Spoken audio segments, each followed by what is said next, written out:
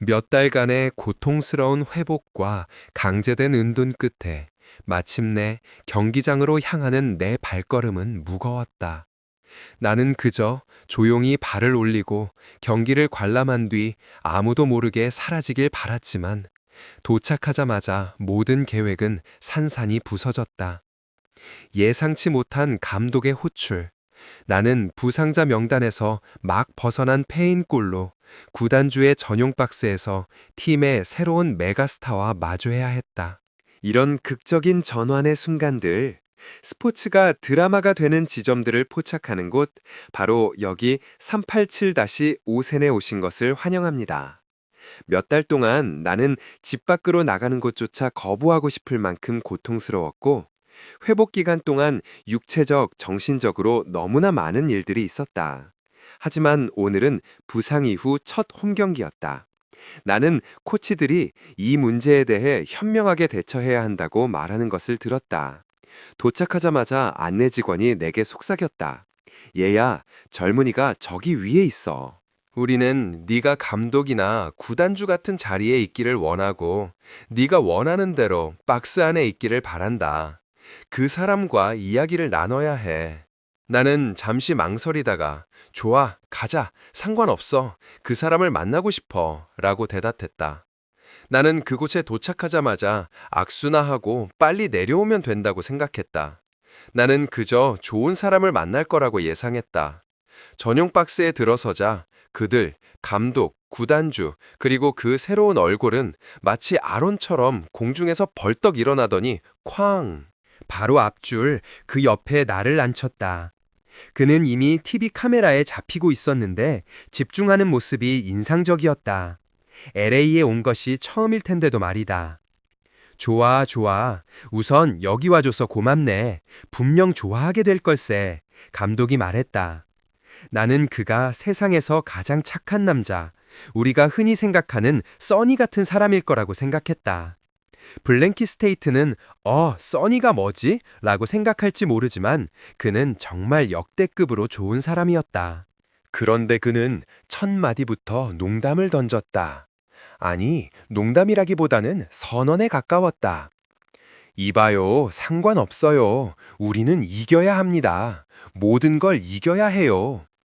바로 그거였다. 박스 안에 있는 동안 내내 그는 그 말을 강조했다. 올해는 이겨야 합니다. 꼭 이겨야 해요. 그가 말했다. 나는 고개를 끄덕였다. 그러자 그가 갑자기 화제를 돌렸다. 그런데 주말 경기 결과 봤어요? 그가 물었다. 이 팀이 이겼다는 게 믿기지 않아요. 그는 경쟁팀의 이름조차 내 입에서 나오고 싶지 않다는 듯 다른 팀 이름은 언급하지 않았다. 경기 결과 봤어요? 그 팀이 90분까지 이기고 있었다는 게 믿기지 않아요. 정말 운이 좋았죠. 그는 포틀랜드 팀버스 같은 경쟁팀에 대해 이야기하고 있었다. 우리 리그에 대해 이야기하고 있었고, 테이블에서 우리 앞에 있는 그 팀이 96분 만에 운 좋게 승리하는 것에 대해 분개하고 있었다. 그는 이미 리그 테이블과 경쟁 상황에 깊이 몰입해 있었다. 믿을 수가 없어, 맙소사. 안드레 드라이어가 통제 불능이었던 것 같아요. 나는 경기장 아래를 내려다보며 그에게 말을 걸었다. 이봐요, 들어봐요. 저기 있는 저 친구 젊은 선수인데 데이비드 마르티네스 정말 대단해요. 그는 즉시 반응했다. 아, 맞아요. 네, 베네수엘라 선수 맞죠? 알죠? 나는 아는 척하는 그에게 다시 질문을 던졌다. 네, 데니스 방가 누군지 알아요? 그는 미소를 지었다. 오, 그의 하이라이트는 전부 봤습니다. 정말 대단해요. 저는 그와 함께 뛸 날이 너무 기대돼요. 그는 마치 이미 팀을 속속들이 알고 있는 것처럼 말했다. 그는 조사를 했고 테이블에서 우리가 어떤 위치에 있는지 알고 있었다. 그는 이적 시장의 복잡한 역학관계에도 경험이 많았다. 그 순간 경기장에서는 서포터즈들이 외치고 있었다. 포르, 포레, 포레, 프리미어 포레, 포레, 포레. 나중에 인스타그램과 트위터에서 밈이 떠돌았다. 아론이 캘리포니아에서 가장 좋아하는 타코 트럭에 대해 이야기하는 밈 같은 것 말이다. 미친 짓이었지만 나는 부상 후 처음으로 집에 나서서 희망을 느꼈다. 그는 나를 보며 들어봐요. 먼저 여기 와줘서 고마워요. 분명 좋아하게 될 겁니다. 우리는 당신을 좋아할 거고 당신도 우리를 좋아하게 될 거예요. 선택지가 많았다는 것을 알지만 당신이 결정했다는 소문을 봤어요. 정말 잘했습니다. 날 믿으세요. 라고 말했다.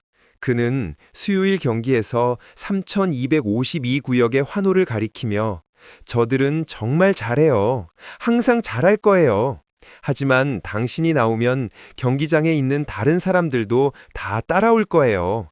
정말 멋질 겁니다. 우리도 즐거운 시간을 보낼 거예요. 라고 확신을 주었다. 그 순간 나는 단순한 환영을 받은 것이 아니라 팀의 핵심 인물과 깊은 연결고리를 맺었으며 이제 고통스러운 회복기를 끝내고 다시 팀으로 돌아가야 할 명확한 목표를 갖게 되었다. 솔직히 처음에는 그냥 좋은 사람, 그러니까 세상에서 가장 선한 사람처럼 보이는 사람을 만날 거라고 생각했어요. 마치 TV에서 보던 그 모습 그대로요.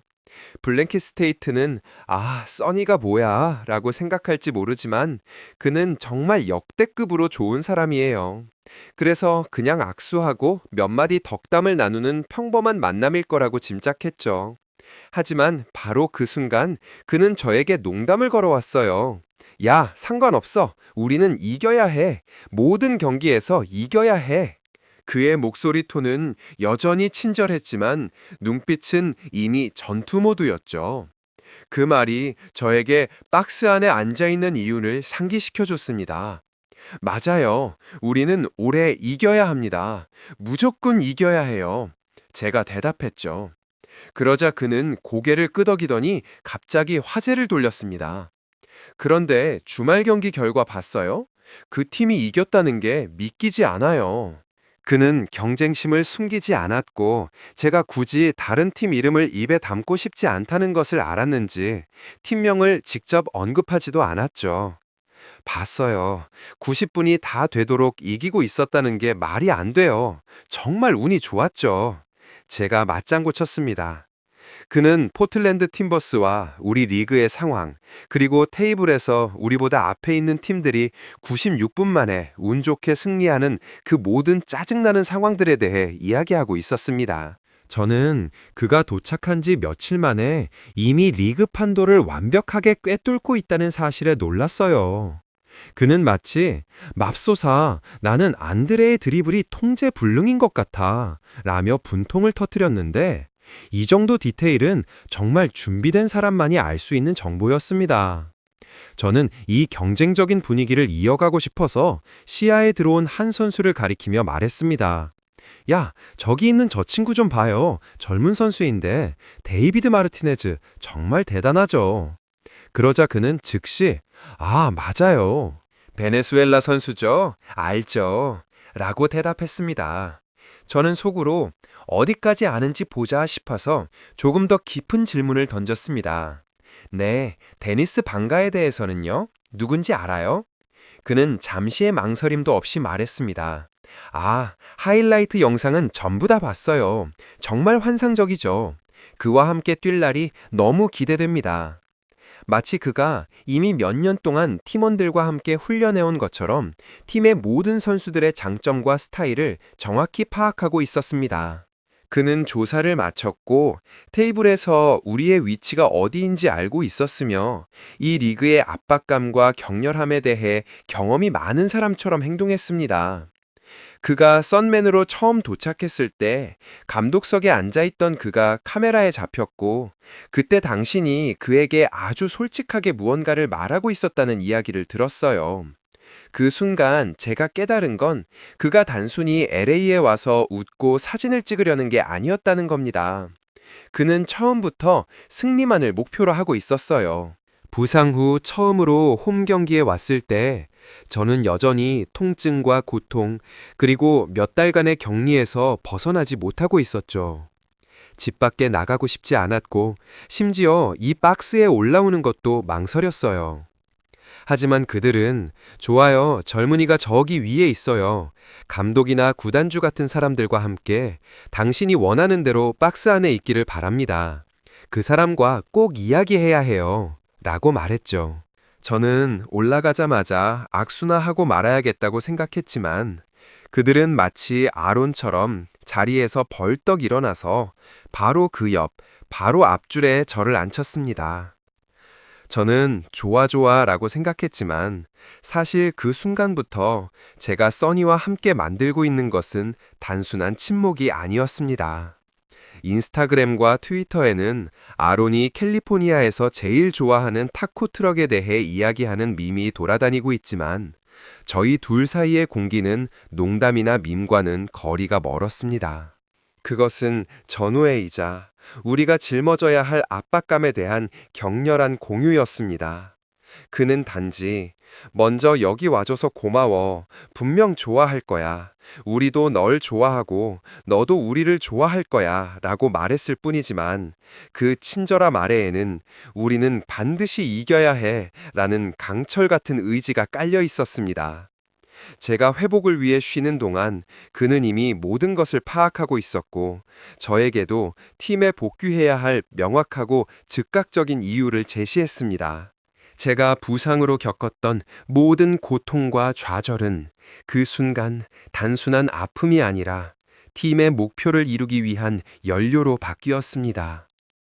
저와 써니는 그날 가장 친절한 인사말 뒤에 숨겨진 가장 치열한 승리의 필요성을 공유했습니다. 이제 돌아가야 할 곳이 명확해졌고 돌아가서 함께 모든 것을 이겨야 할 사람이 저를 기다리고 있다는 것을 알았습니다.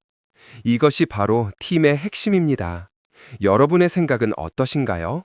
여러분이 가장 좋아하는 선수가 팀에 합류했을 때 그가 여러분의 팀에 대해 깊이 파고들고 있다는 것을 알게 된 순간은 언제였나요? 이 영상이 마음에 드셨다면 좋아요를 누르고 공유해 주시고 387 OSN 채널을 구독해 주세요.